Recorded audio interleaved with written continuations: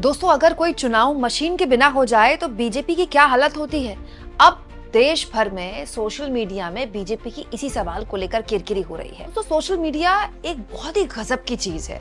मतलब इसके बहुत से नुकसान ऑफ कोर्स हम सब उठा रहे हैं।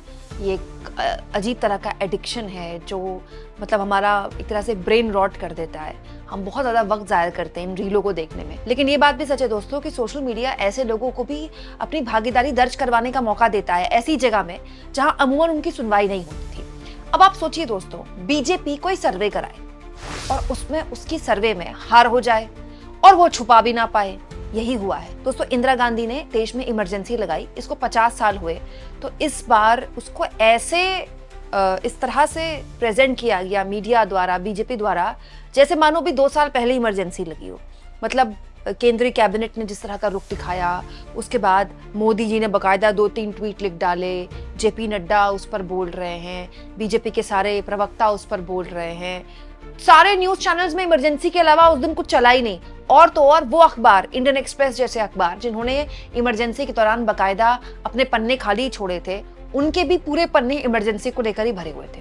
देखिए, मैं इमरजेंसी की कोई हिमायती नहीं रही हूँ, मैं तो पैदा भी नहीं हुई थी तब जब इमरजेंसी लगी थी। मतलब ऐसे बहुत से कांग्रेसी हैं जिन्होंने इमरजेंसी को जस्टिफाई करना शुरू कर दिया इस बार कि इमरजेंसी लगाई क्योंकि इस मजबूरी में थे, इमरजेंसी लगाई क्योंकि देश में अनार्की हो जाती, क्योंकि विपक्षी नेता खुलेआम सेना और पुलिस से कह रहे थे कि आप बगावत कर दीजिए। और तो और विदेशी ताकतों का भी जिक्र करने लगे कांग्रेस के बहुत से ऐसे समर्थक कि विदेशी ताकतें हावी हो गई थी भारत में और देश ही नहीं बचता तो फिर देश की सरकार क्या करती। इसीलिए सरकार ने इमरजेंसी में, मतलब इंदिरा गांधी ने इमरजेंसी लगाई क्योंकि देश बचाना था। ये उनका अपना तर्क हो सकता है, लेकिन मैं मानती हूँ कि किसी भी तरह से इमरजेंसी लगाना देश के लोकतंत्र पर इससे बड़ा कुठाराघात कोई नहीं हो सकता। इमरजेंसी गलत थी, गलत थी, गलत थी, बट द पॉइंट इज, क्या आज की जो जनता है वो भी इसको मानती है। हुआ क्या दोस्तों, इमरजेंसी को जब 50 साल हुए तो बीजेपी द्वारा एक सर्वे किया गया। अब बीजेपी की दिक्कत ये है कि ये सर्वे बिना मशीन के था और सोशल मीडिया में था, खुलेआम था, तो इसमें वो फंस गई। देखिए, बीजेपी ने एक सर्वे किया जिसमें उसने सवाल पूछा, कांग्रेस सत्ता में आई तो फिर इमरजेंसी लगा सकती है, और ये उसने जो सर्वे था वो ओपन कर दिया। अच्छा, ये सर्वे जब बीजेपी ने पोस्ट किया मैंने तभी देख लिया था, लेकिन मैंने इस पर खबर नहीं बनाई क्योंकि तब जो लोगों ने वोट किए थे मात्र 10,000 लोगों ने वोट किए थे और सर्वे पूरा भी नहीं हुआ था। हालांकि रिजल्ट मैंने तब भी देख लिया था सर्वे का, लेकिन मैंने इसलिए खबर नहीं बनाई क्योंकि मुझे लगा कि अभी सर्वे कंप्लीट हो जाए।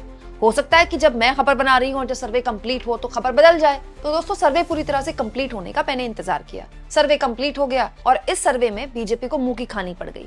मतलब बिना मशीन के बीजेपी ने सर्वे कराया, सोशल मीडिया में ओपनली देश भर के लोगों को इस पे आमंत्रित किया। तो देखिए लोगों ने क्या हाल किया। सबसे पहले मैं आपको बता देती हूँ दोस्तों, 47,244 लोगों ने इसमें वोट किया है। ये इतना बड़ा सैंपल साइज है जो कि लोकसभा चुनाव के दौरान ये जो गोदी मीडिया वाले एग्जिट पोल करते हैं ना, इसका सैंपल साइज भी इससे छोटा होता है। ये इतना बड़ा सैंपल साइज है कि अभी बिहार के विधानसभा चुनाव से पहले ओपिनियन पोल, एग्जिट पोल होने शुरू हो जाएंगे। खेल तो चलता ही, आपको पता है। इतना बड़ा सैंपल साइज उसका भी नहीं होता। ये सैंपल साइज इसलिए इतना बड़ा था दोस्तों क्योंकि इसमें देश भर के लोग वोट कर सकते हैं, क्योंकि कोई बिहार का वोट या फिर एमपी का तो इसमें वोट गिना नहीं जाएगा, भाई देश भर के लोगों के लिए ओपन होगा। तो इन्होंने सोशल मीडिया में ये पोस्ट डाला तो करीब 47,244 लोगों ने इसमें वोट किया कि कांग्रेस सत्ता में आई तो फिर इमरजेंसी लगा सकती है कि नहीं लगा सकती। इसका रिजल्ट देख लीजिए दोस्तों, 76% लोगों ने कहा नहीं और 24% यानी 24% लोगों ने कहा हाँ। अच्छा, जब मैंने ये सर्वे देखा था तब 64 या 63% के करीब था ये, जिसमें लोगों ने नहीं कहा था। तब भी लोग नहीं कहने वालों की संख्या ज्यादा थी और हाँ कहने वालों की संख्या कम थी।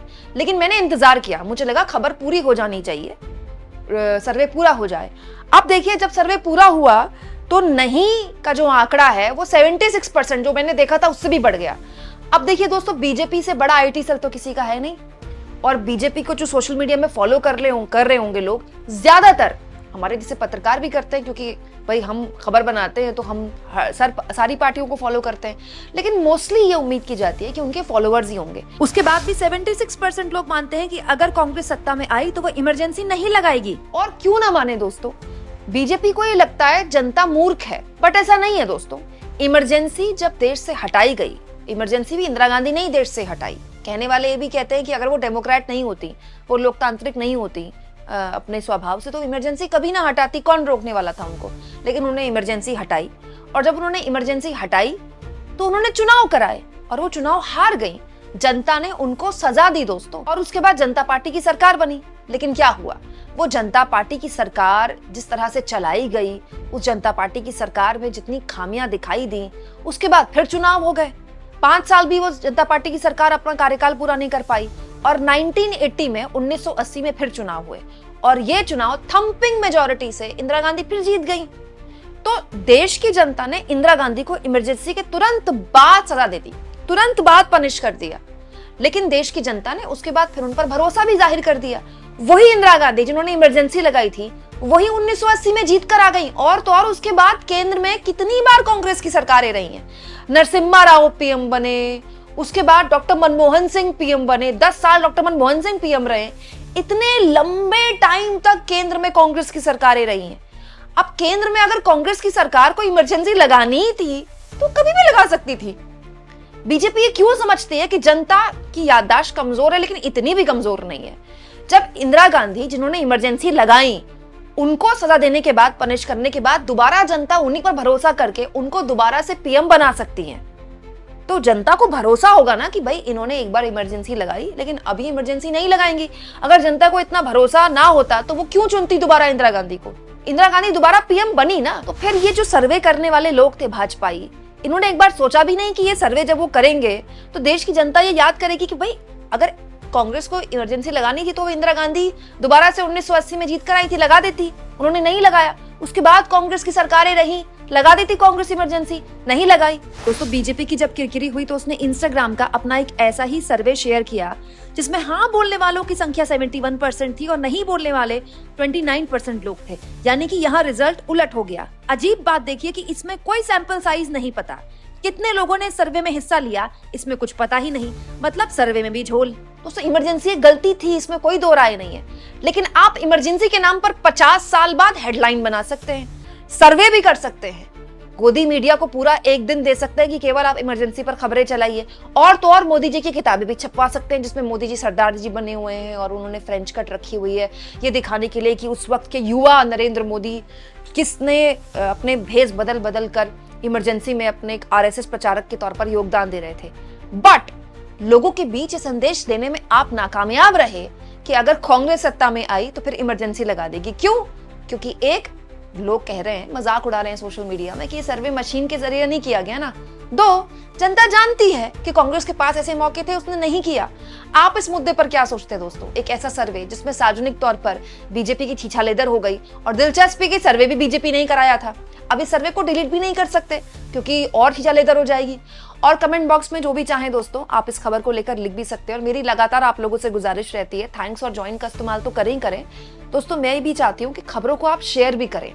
खबरों को शेयर करके आप इस मुहिम को आगे बढ़ा सकते हैं। सोचिए ये एक वीडियो अगर आप 5 लोगों के साथ शेयर करेंगे और वो 5 लोग और 5 लोगों के साथ शेयर करेंगे तो हम आईटी सेल के झूठे प्रोपेगेंडा को न केवल सच्ची खबरों के जरिए एक्सपोज कर सकते हैं बल्कि इस आजाद पत्रकारिता की मुहिम को और मजबूती से आगे बढ़ा सकते हैं। इसीलिए मेरी आप लोगों से गुजारिश है, जितना हो सके खबरों को खूब शेयर किया कीजिए।